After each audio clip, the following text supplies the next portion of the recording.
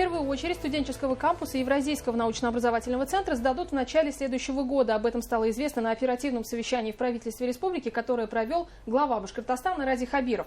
На строительство 8 кампусов выделят федеральные гранты, они будут составлять до 60% их стоимости. Что все это значит для науки Башкортостана и России в целом, обсудим прямо сейчас в программе «Интервью» в эфире главного телеканала республики. Сегодня с нами Альфия Кузнецова, заместитель директора по научной работе Института стратегических исследований Республики Башкортостан. Альфия Рашитовна, здравствуйте. Здравствуйте.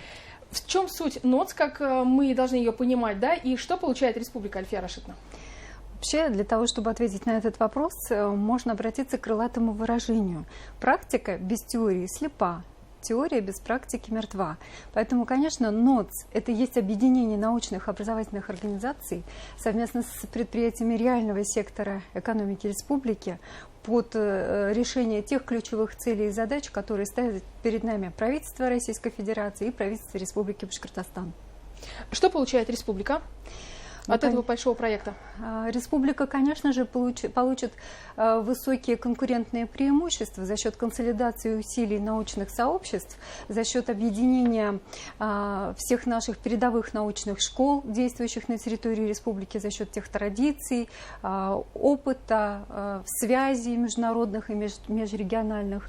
Поскольку в соответствии со стратегией научно-технического развития мы все вместе должны обеспечить переход к экологически чистой и ресурсосберегающей энергетике, повышение эффективности добычи и глубокой переработки углеводородного сырья, сформировать новые источники, способы транспортировки и хранения энергии. Кроме того, мы должны осуществить переход к высокоперсонализированной медицине, высокотехнологичному здравоохранению и технологиям здоровья сбережения. Все это невозможно без объединения усилий ученых. Я считаю, что, конечно, это очередная наша победа республики и правительства Республики Башкортостан, само по себе создание НОЦ и, конечно же, строительство будущего кампуса для того, чтобы республика стала центром притяжения интеллектуальной элиты не только для ученых Республики Башкортостан, но и для ученых из-за рубежа. И что даст вот такое взаимодействие? Вы знаете, нужно сказать, что, конечно же, тот бесценный опыт, которым обладает наша медицина, нефтехимия, переработка, сельское хозяйство и ученые по большей части в какой-то мере разрозненно работали над своими задачами, а объединение усилий даст, конечно же, мультипликативный эффект, который в конечном счете скажется на повышении конкурентных преимуществ для экономики региона. Вы уже отметили про иностранных специалистов, да, вот на оперативном совещании, которое провел Ради Хабиров, руководитель администрации главы Башкортостана Александр Сизякин говорил о том, что планируется к 2030 году увеличить количество иностранных студентов с 5 тысяч, которые сейчас, до 15 тысяч человек, да, и для них и для выпускников школы, вот, кстати говоря, прирост по поступлению в местные вузы увеличился на 20% за последние 3 года. То есть мы имеем вот такую картину сейчас, да, будет острая нуждаемость в жилье, и как раз студенческий кампус будет решать эту проблему. Вот университетские круги от такого притока и в целом научное сообщество когда смогут увидеть первые результаты? Вообще, конечно, вопрос очень интересный. Весь мир, все передовые европейские страны строят свою политику на том, чтобы привлекать мигрантов из-за рубежа именно в образовательную сферу, поскольку это, в общем-то, решение в какой-то мере демографических целей и задач путем обучения, опыту, традициям, культуре нашего, значит, здесь уже регионального сообщества. Поэтому мы надеемся, что эффект будет, ну, как минимум уже через 3 года, потому что мы знаем, что молодежь работает, подрабатывает, тоже вливается в экономику. А если в нашем регионе она почувствует себя более комфортно, то, конечно же, захочет остаться, работать, жить, строить свою семью, так сказать, развиваться именно у нас в регионе. Угу. Вот еще такой вопрос: гуманитарная или техническая направленность все-таки победит от этого большого проекта? Вы знаете, здесь должен соблюдаться баланс, наверное, всех видов экономической деятельности, всех направлений научных исследований. Нам нужны как технологи, как гуманитарии, так и специалисты в области технических, естественных наук. Тогда, конечно же, вот будет именно общество наше гармоничным, активно развивающимся, ну и решающим задачи, возникающие в результате тех или иных, так сказать, угроз. Альфия Рашитовна, Ради Хабиров на оперативном совещании также отметил, что успешно создан каркас для будущего Евразийского научно-образовательного центра. Да?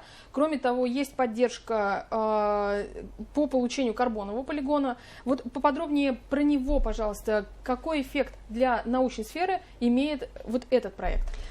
Но поскольку создание карбоновых полигонов это есть неотъемлемая составляющая нашей сейчас экономики, и если мы хотим быть конкурентоспособными в борьбе за мировые рынки, мы, конечно же, должны тоже работать и над этим вопросом.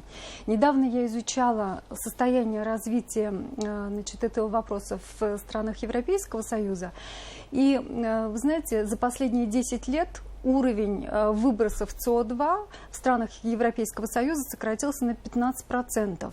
Причем нужно сказать, что 5 стран Европейского Союза – это Германия 24%, Италия 11,5%, это Франция 8,5%, это Польша около 10,5%. Итого в совокупности дают 63% объемов выбросов. То есть фактически вот как бы мы видим, что с одной стороны все страны работают над сокращением объемов выбросов, а с другой стороны есть страны-лидеры по, значит, первоисточникам возникновения этих выбросов. Кроме всего прочего, вот тоже очень интересный вывод я обнаружила, то что сельское хозяйство дает всего лишь 10% этих выбросов, а все остальное дает нефтепереработка, нефтехимия и прочее. То есть 90% это не сельскохозяйственные выбросы. Поэтому и наша с вами экономика тоже должна строиться ровно таким образом, чтобы ориентированной быть на нивелирование выбросов, связанных с нефтепереработкой, с нефтеотходами и так далее. Ну и, конечно, вообще сама по себе идея строительства вот именно таких ферм и полигонов, конечно, имеет очень важное для экономики значение. Я думаю, что все это постепенно мы разрешим. Тем более, что все условия созданы. А еще по вопросу климата и экологии, какие проекты в республике можно назвать передовыми? Но здесь очень много интересных наработок сейчас реализуется нашими учеными. Я думаю, что в рамках создаваемого научно-образовательного центра они будут еще консолидированы, усилены и дадут свой эффект. Новый НОТ станет базой для проведения научных конференций и общения ученых. А сейчас мы привлекательный регион для иностранных ученых, да, специалистов, ну и внутри России. Вот как вы оцениваете нашу роль и место? Вы знаете, мы являемся известными для наших зарубежных коллег, и у нас есть те коллеги за рубежом, которых мы бы хотели видеть у нас в регионе. То есть международные, межрегиональные научные связи у нас очень активно развиваются благодаря разным международным конференциям, форумам, симпозиумам, в которых мы принимаем сами активное участие и сами организуем их.